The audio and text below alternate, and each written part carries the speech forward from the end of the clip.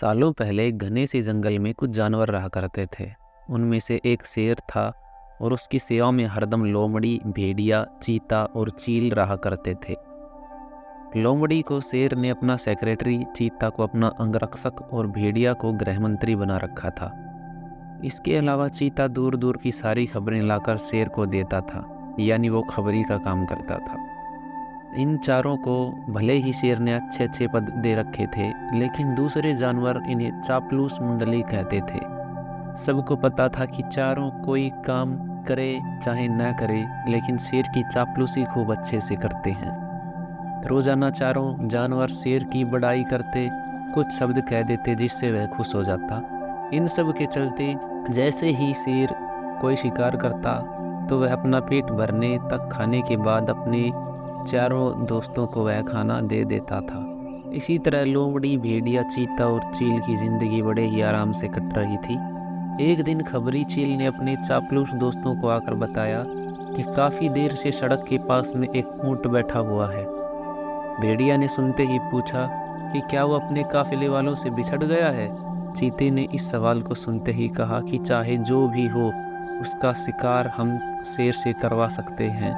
इसके बाद कई दिनों तक आराम से उसे खाएंगे। इस बात को सहमति देते हुए लोमड़ी ने कहा कि ठीक है, मैं जाकर राजा से यह बात करती हूँ। इतना कहकर सीधे लोमड़ी शेर के पास पहुंची और बड़े ही प्यार से बोली, महाराज, हमारा दूत खबर लेकर आया है कि एक ऊंट हमारे इलाके में आकर सड़क के किनारे बैठा हुआ है।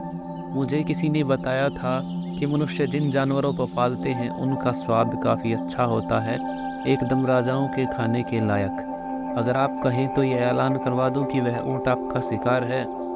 लोमड़ी की अच्छी बातों में आकर शेर ने कहा, ठीक है। इतना कहते ही वह उस जगह पर पहुंच गया जहां ऊंट बैठा हुआ था। शेर ने देखा कि ऊंट काफ़ी कमज़ोर है और उसकी आंखें भी काफ़ी पीली हो चुकी हैं। उसकी ऐसी हालत देखकर शेर से रहा नहीं गया। उसने ऊंट से पूछा कि दोस्त, तुम्हारी हालत ऐसी क्यों हो गई है। कराहते हुए ऊंट ने जवाब दिया, जंगल के राजा, क्या आपको पता नहीं कि सारे इंसान इतने दयाहीन होते हैं। सारी उम्र मुझसे एक व्यापारी ने माल ढुलाया, अब मैं बीमार हो गया तो मुझे अकेले मरने के लिए छोड़ दिया। उसने सोचा कि मैं उसके काम का नहीं रहा, इसी वजह से अब वो मुझे अपने साथ नहीं रख रहा और न ही मेरा इलाज करवा रहा है। अब आप ही मेरा शिकार कर दीजिए ताकि मुझे इस दर्द से मुक्ति मिल जाए। इन सब बातों को सुनकर शेर काफ़ी दुखी हुआ। उसने ऊंट से कहा कि अब तुम इसी जंगल में हमारे साथ रहोगे, यहाँ तुम्हें कोई भी नहीं मारेगा। मैं ऐलान करता हूँ कि तुम्हारा शिकार कोई जानवर नहीं करेगा। शेर की इस दयालुता को देखकर चारों चापलूस दंग रह गए। धीमी आवाज़ में भेड़िए ने कहा कि कोई नहीं, बाद में इसे किसी तरह से मरवा देंगे, अभी जंगल के राजा का आदेश मान लेते हैं। ऊंट अब उसी जंगल में आराम से रहा करता था। अच्छे से हरी घास खाते खाते ऊंट एक दिन बिल्कुल स्वस्थ हो गया। वो हमेशा शेर के प्रति आदर का भाव रखता था और शेर के दिल में भी उसके लिए दया और प्रेम की भावना थी। अब शेर की शाही सवारी थी। वो शेर के चारों खास पदाधिकारी जानवरों को अपनी पीठ पर बैठाकर चलता था। एक दिन चापलूस जानवरों ने जंगल के राजा शेर को हाथी का शिकार करने के लिए कहा। राजा भी मान गया, लेकिन वो हाथी पागल था।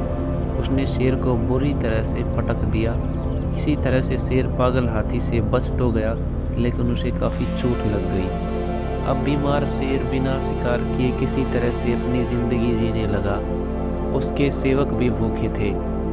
उनके मन में हुआ कि आखिर ऐसा क्या करें कि कुछ खाने को मिल जाए। फिर उनका ध्यान हट्टे कट्टे हो चुके ऊंट पर गया। सबने मिलकर एक तरकीब सोची और राजा के पास चले गए। सबसे पहले भेड़िए ने कहा कि महाराज, आप कितने दिनों तक भूखे रहेंगे। मेरा शिकार करके मुझे खा लीजिए, आपकी भूख मर जाएगी। फिर चील कहने लगी कि राजा साहब, भेड़िए का मांस खाने लायक नहीं होता, आप मुझे खा लीजिए। चील को पीछे धकेलते हुए लोमड़ी बोली, तुम्हारा मांस इनके दांतों में ही लगकर रह जाएगा, आप इसे छोड़िए, मुझे खा लीजिए। एकदम से फिर चीता बोला कि इसके शरीर में आपको सिर्फ बाल ही मिलेंगे, आप मुझे खाकर अपनी भूख मिटा लीजिए। ये सब उन चापलूस जानवरों का नाटक था जिसे ऊँट नहीं समझ पाया। उसने भी एकदम से कहा कि महाराज, मेरी ज़िंदगी तो आपकी दी हुई है, आप इस तरह से भूखे क्यों रहोगे? आप मुझे मार कर खा लीजिए।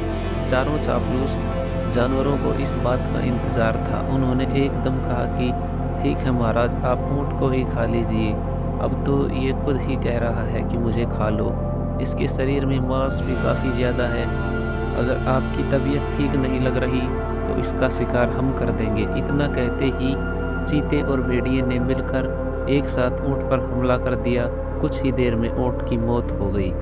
कहानी से सीख, हमें अपने आसपास चापलूस लोगों को नहीं रखना चाहिए, क्योंकि वो हमेशा अपना ही फायदा देखते हैं।